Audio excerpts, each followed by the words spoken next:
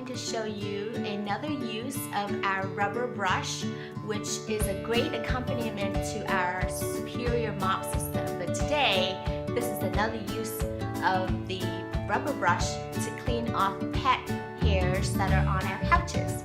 So we love our dogs and we love our cats, but sometimes they shed. So how do we clean their hair so that it won't get all over our clothes, especially our black pants? Okay, here we go.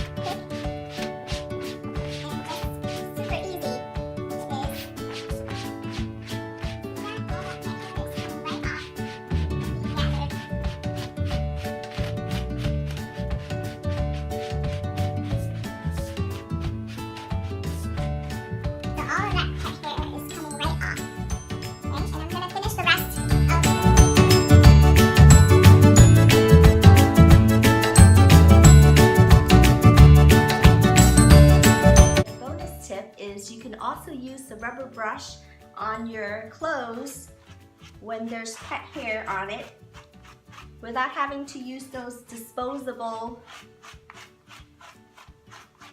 sticky rollers. So there you go.